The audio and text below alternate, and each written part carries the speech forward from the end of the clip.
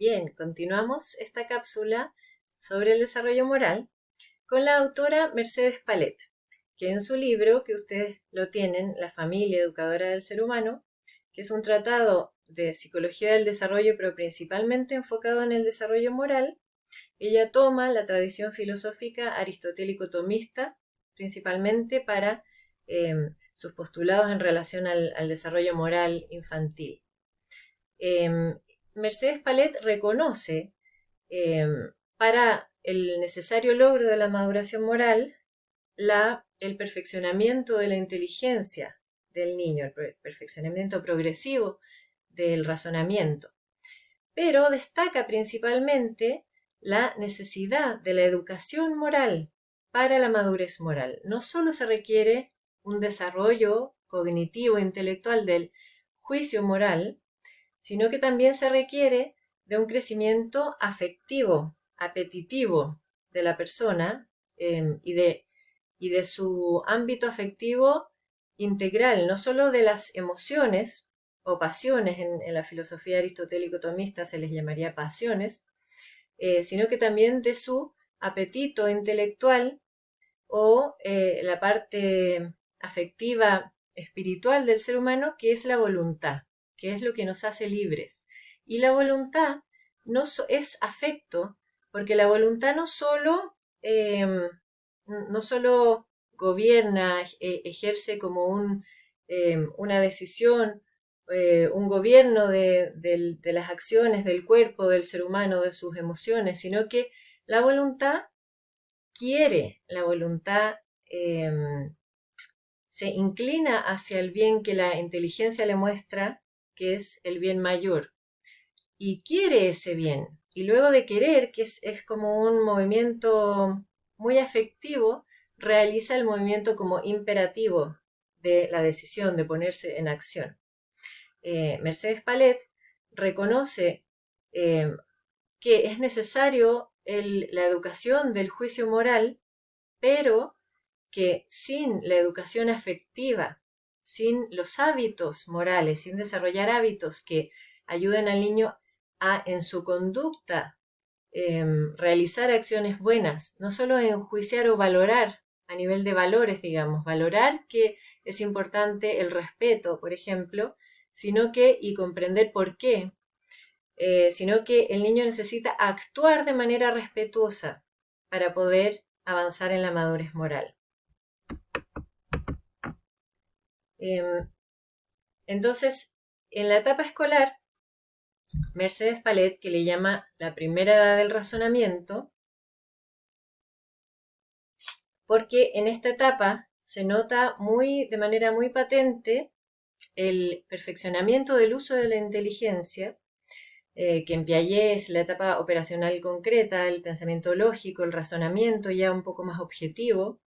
Mercedes Palet reconoce esta capacidad del uso de la inteligencia del niño y del discernimiento racional acerca, por un lado, de sí mismo. Empieza el niño en la etapa escolar a pensarse a sí mismo, y por eso es que tiene la identidad del yo, lo que ella le llama la identidad del yo. Y por eso, unido al tema anterior del desarrollo afectivo, el niño empieza a tener un autoconcepto más definido. El niño preescolar todavía le resulta difícil definirse muy bien a sí mismo. Se define más que nada por cosas externas, por su físico, por sus intereses, pero no tanto cualidades, características, virtudes que está empezando a desarrollar o inclinaciones naturales a ciertas virtudes, ciertos talentos, limitaciones. En ese ámbito el niño en la etapa escolar avanza bastante en pensarse a sí mismo y también en pensar acerca de lo bueno y lo malo, de lo justo y lo injusto, de lo que corresponde en relación a lo moralmente bueno y a tomar en cuenta la finalidad de la acción moral, o sea, con qué intención, qué buscaba esa persona cuando realizaba una acción moral. Y por otro lado, al igual que la inteligencia, se ve un gran desarrollo de la voluntad, porque aquí una cita que ella toma en su libro de Tomás de Aquino que dice: el poder apetitivo es proporcional al poder cognoscitivo. Junto con ese perfeccionamiento del uso de la inteligencia, crece la voluntad. Entonces la voluntad está más capacitada para ejercer un autodominio en relación a sus emociones, una mayor regulación emocional, como también veíamos en el desarrollo afectivo, y la voluntad entonces se hace más presente y por tanto también debe ser educada y fortalecida, perfeccionada. Es como un periodo, podríamos hacer la alusión como a los periodos sensibles para la educación, así como hay una etapa del desarrollo en la cual el niño tiene un periodo sensible en relación al desarrollo para el lenguaje, o sea, tiene la capacidad, la disposición natural y necesita de la estimulación, de la educación para poder adquirir y fortalecer esa disposición natural al lenguaje. Lo mismo con el niño en la etapa escolar. Tiene esta mayor madurez racional, esta voluntad que ya está mucho mejor dispuesta, pero necesita, es un periodo sensible, necesario para la educación y el fortalecimiento de la voluntad, porque si no se da esa educación, así como el niño que no se le estimula el lenguaje se desarrolla muy pobremente, al niño que no se lo educa en su voluntad, se empieza a debilitar, empieza a perder libertad. Por eso que los principales objetivos educativos en esta etapa del desarrollo son ayudar al niño a ordenar su voluntad, sus afectos, para que cada vez crezca en autodominio sobre sus propias pasiones o emociones y sobre su conducta, y crezca y se perfeccione en el uso de su razón práctica para discernir las acciones morales, para que eduque su conciencia moral. El niño también en lo intelectual posee una inclinación natural, una conciencia natural que se le llama en filosofía clásica la sindéresis, y esta inclinación natural como a principios morales universales, como hace el bien y evita el mal, como no hacer a los demás algo que no me gustaría que me hicieran, es como una percepción natural de lo bueno y lo malo. Esta percepción natural eh, debe perfeccionarse añadiendo la educación moral. En el fondo, debe hacerse más patente cada vez más la conciencia moral del niño y esto que es natural en él, que no se apague, que no se debilite, sino que se haga más iluminador de su vida moral. Bien. ¿Por qué es importante la formación en las virtudes? Que está unido un poco a la misma idea que veníamos diciendo. Porque el niño, naturalmente, no, en su intelecto y en su razón práctica, no tiene todavía la capacidad, especialmente si pensamos en la etapa preescolar, infancia temprana, preescolar, de distinguir lo que es el verdadero bien o el mayor bien. En general se queda el niño como con el bien aparente, el bien sensible. Entonces de la comida lo que destaca es el gusto y no el bien mayor que sería la nutrición, por ejemplo. En relación a su voluntad, todavía el niño tiene una tendencia como al egocentrismo, y le es difícil desear lo que es bueno para otros, lo que es bueno para todos, para la sociedad, para el bien común. Todavía hay una tendencia al egocentrismo que le impide, en el fondo, poner su voluntad, su querer en lo que es justo, en lo que corresponde a la otra persona.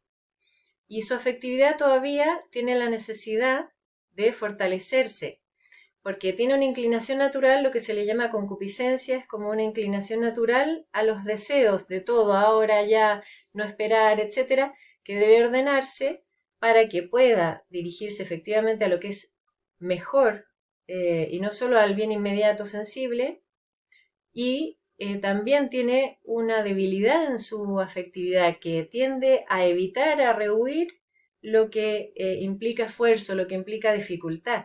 Y en la etapa escolar, lo veíamos con la virtud de la fortaleza, es fundamental de poder hacer crecer, de poder desarrollar.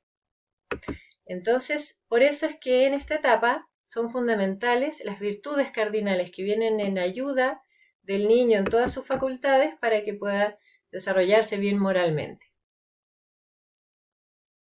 En esta etapa escolar en relación a la templanza hay que permanecer desarrollando la templanza y se le añaden dos ámbitos importantes, que es el ámbito del estudio, cuando el niño ya tiene que poner una atención selectiva, ordenar el deseo de conocer, de aprender a lo que corresponde, a lo que es pertinente. Entonces, poder hacer ese esfuerzo de atender a la profesora, por ejemplo. En la eutrapelia, que se le llama la virtud del juego, de las diversiones, ordenar las diversiones a lo que es bueno, a lo que es un verdadero descanso y a lo que es bueno. No evitar, por ejemplo, divertirse a costa de humillar a otro. Reconocer cuando, en el fondo, la diversión, que es un bien sensible, existe, perdón, un deseo por la diversión. Reconocer cuando hay un bien mayor, que por ejemplo es la dignidad del otro, y nunca es lícito, por el fin de divertirse, pasar por alto la dignidad de otra persona. Por otro lado, la fortaleza, que ya la vimos en el desarrollo afectivo, ¿cierto? Que permite dirigirse a metas, a objetivos buenos, valiosos, que implican una dificultad. Entonces permite la fortaleza, poner bien la meta, los medios, perseverar ante las dificultades, ser constante, tener paciencia ante las limitaciones y errores, por ejemplo. La justicia es fundamental porque la justicia ordena la voluntad de la persona para que se dirija a lo que y para que le pueda dar y comprender lo que es el derecho de los demás, para que dé a cada uno su derecho. Y esto implica que pueda salir de sí mismo, empatizar con otro, pensar en qué corresponde al otro, con su dignidad, con su valor. Y por eso que implica la veracidad, el poder cuidar las pertenencias del otro, el poder ser amable en el trato, el evitar toda situación de humillación, de bullying, en el fondo de pasar por sobre la otra persona. En la etapa escolar es fundamental la justicia y los niños lo tienen muy claro, lo justo y lo injusto. Y la prudencia, que es la virtud que permite este discernimiento racional de la razón práctica de lo que es el mayor bien y poder distinguir algunas situaciones en las cuales el bien sensible, por ejemplo, no coincidiría con el mayor bien. Hay veces que sí, hay veces que el niño está en un cumpleaños, desea comer torta y corresponde comer torta y perfecto, pero en otro momento quizá el niño desea comer 3 pedazos de torta, pero resulta que no alcanza para todos, entonces debe discernir que el mayor bien en ese momento es la justicia, es el derecho de los demás de también comer torta. Entonces hay que ejercitar esta capacidad de discernimiento prudencial. Y para eso, el rol de los educadores, de los padres, de los maestros. Mercedes Palet destaca mucho la necesidad de los maestros de ser coeducadores y de ir en sintonía con la educación de la familia. Un verdadero maestro no es solo quien enseña una asignatura, sino que también es un modelo de vida y de virtud moral.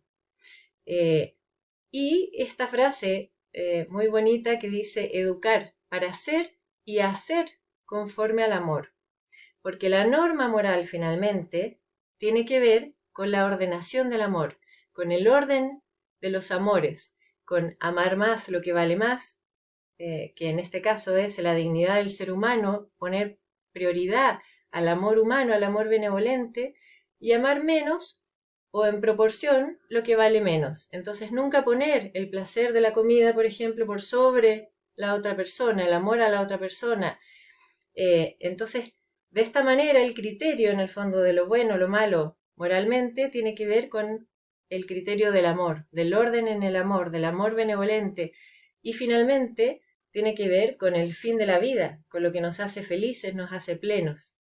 Y para eso el rol fundamental de los padres, de los educadores, de mostrar en su vida con su ejemplo y también orientando, aconsejando al niño para que pueda discernir bajo ese criterio moral y así ser una persona de bien, una persona capaz de amar y de recibir amor y sea más feliz, más pleno. ¿Bien? Espero haberlos iluminado algo en relación a este tema y les deseo lo mejor. mucho ánimo en todos los estudios. Que estén muy bien.